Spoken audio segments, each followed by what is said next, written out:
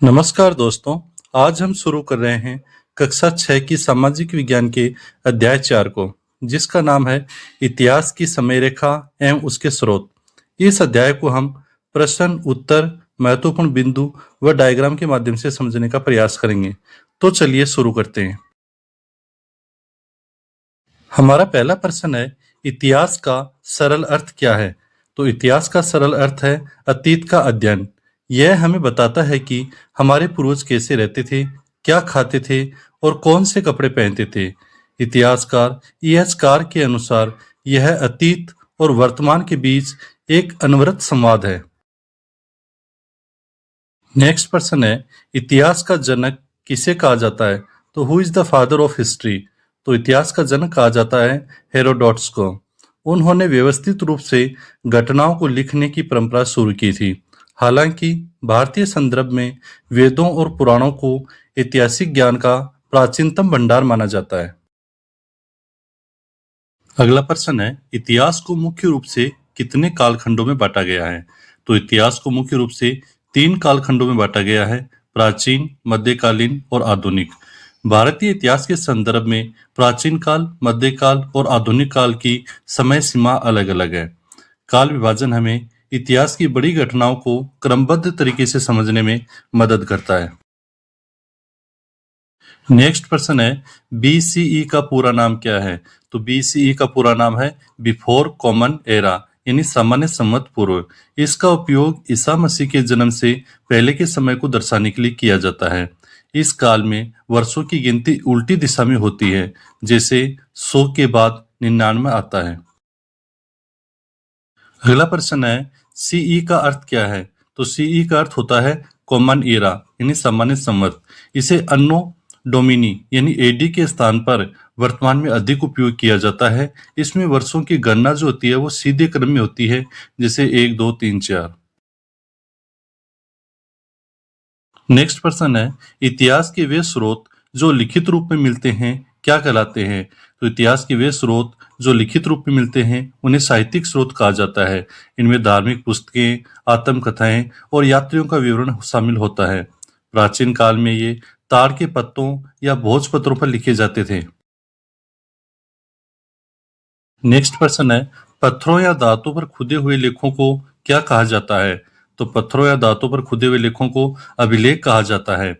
अभिलेखों के अध्ययन को पुरालेख शास्त्र कहा जाता है। सम्राट अशोक के अभिलेख प्राचीन भारत के इतिहास के सबसे महत्वपूर्ण स्रोत माने जाते हैं।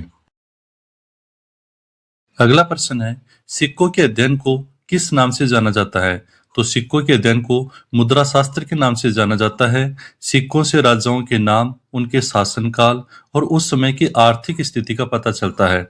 सोने, चांदी और तांबे के सिक्के व्यापार के विस्तार की जानकारी देते हैं।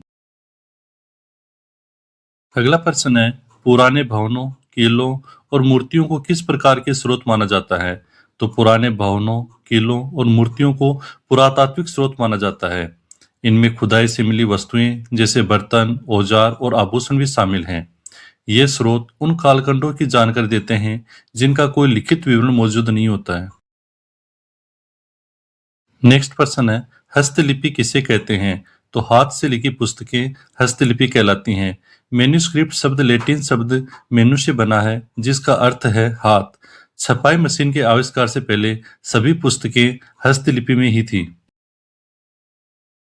अगला प्रश्न है, आदि मानव द्वारा गुफाओं की दीवारों पर बनाए गए चित्र क्या कहलाते हैं? तो आदि मानव द्वारा गुफाओं की दीवारों पर बनाए गए चित्र शैल चित्र कहलाते हैं। मध्य प्रदेश की भीमबेटका गुफाएं शैल चित्रों के लिए विश्व प्रसिद्ध हैं। ये चित्र आदि मानव के शिकार, नाच गाने और दैनिक जीवन को दर्शाते हैं। अगला प्रश्न है, इतिहासकार और पुरातत्वविद अतीत का पता लगाने के लिए किसका उपयोग करते हैं? तो इतिहासकार और पुरातत्वविद अतीत का पता लगाने के लिए सुराग या साक्ष्य का प्रयोग करते हैं। वे जासूसों की तरह छोटी छोटी वस्तुओं का विश्लेषण कर इतिहास की कड़ी जोड़ते हैं। वे रेडियो कार्बन डेटिंग जैसी वैज्ञानिक विधियों का उपयोग कर पुरानी वस्तुओं की आयु जानने का प्रयास करते हैं। अगला प्रश्न है, विश्व में समय की गणना का आधार किसे माना जाता है? तो विश्व में समय की गणना का आधार ईसा मसीह के जन्म को माना जाता है। उनके जन्म के वर्ष को 0 मानकर तिथियों का निर्धारण किया गया है।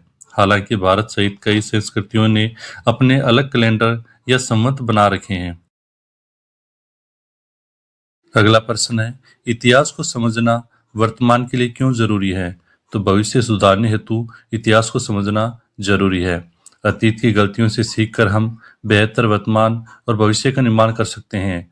यह हमें हमारी पहचान और सांस्कृतिक विरासत से भी जोड़ता है। अगला प्रश्न है, ताड़पत्र का उपयोग किस लिए किया जाता था? तो ताड़पत्र का उपयोग लिखने के लिए किया जाता था। कागज के आविष्कार से पहले दक्षिण भारत में इसका व्यापक उपयोग होता था। इन्हें सुखाकर और उपचारित करके लेखों को सदियों तक सुरक्षित रखा जाता था। अगला प्रश्न है, प्राचीन समय में यात्री भारत क्यों आते थे? तो प्राचीन समय में यात्री भारत शिक्षा और व्यापार हेतु आते थे। फाहान और हैंसांग जैसे चीनी यात्री बौद्ध धर्म और शिक्षा के लिए भारत आए थे। उनके द्वारा लिखे गए यात्रा वृत्तांत इतिहास के महत्वपूर्ण स्रोत हैं। नेक्स्ट प्रश्न है, पुरातात्विक खुदाई क्या है? तो जमीन खोदकर साक्ष्य निकालना पुरातात्विक खुदाई कहलाता है। इसमें दबे हुए प्राचीन शहरों जिसे हड़प्पा इत्यादि का पता लगाया जाता है। यह प्रक्रिया बहुत ही सावधानी पूर्वक और वैज्ञानिक तरीके से की जाती है। अगला प्रश्न है, संग्रहालय यानी म्यूजियम का क्या कार्य है? तो संग्रहालय जो होते हैं वो ऐतिहासिक वस्तुओं का संरक्षण करते हैं। दिल्ली का राष्ट्रीय संग्रहालय भारत के गौरवशाली इतिहास को प्रदर्शित करता है। यहाँ मूर्तियों, चित्रों और सिक्कों को वैज्ञानिकों द्वारा सुरक्षित रखा जाता है। अगला प्रश्न है, समय रेखा क्या दर्शाती है? तो समय रेखा घटनाओं के कालक्रम को दर्शाती है। यह बताती है कि कौन सी घटना पहले हुई और कौन सी बाद में। यह इतिहास को कहानी की तरह याद रखने में मदद करती है। नेक्स्ट प्रश्न है, आदि मानव भोजन की तलाश में एक स्थान से दूसरे स्थान क्यों घूमते थे? तो आदि मानव शिकार और संग्रहण हेतु एक स्थान से दूसरे स्थान पर घूमते थे। उन्हें शिकारी संग्रह कहा जाता था। जब एक स्थान पर फल फूल खत्म हो जाते तो वह नई जगह पर चले जाते थे। प्रश्न है, पूरा पाषाण काल का क्या अर्थ है?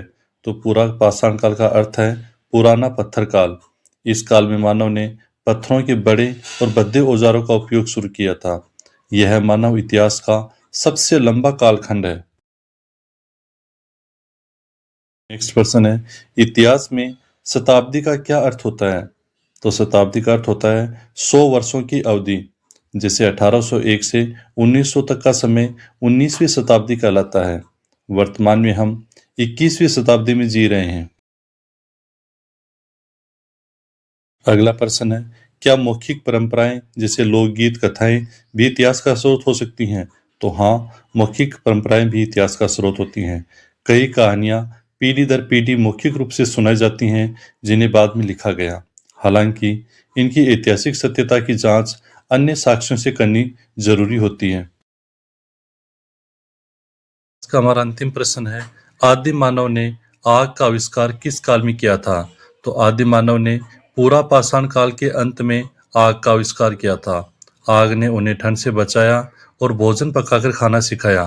आग के साक्ष्य राख के रूप में कई गुफाओं में मिले हैं, जैसे कर्नूल की गुफाएं। दोस्तों, ये था कक्षा 6 की सामाजिक विज्ञान का अध्याय 4, जिसको हमने प्रश्न, उत्तर और महत्वपूर्ण बिंदुओं व डायग्राम के साथ में समझा है। ये आपको कैसा लगा कमेंट में जरूर बताएं। वीडियो को लाइक करें और शेयर करें। दोस्तों, अगर आप कंपटीशन की तैयारी कर रहे हैं तो ये वीडियो आपके लिए बहुत ही महत्वपूर्ण है। हमारे साथ में जुड़ें और चैनल को सब्सक्राइब करें। धन्यवाद।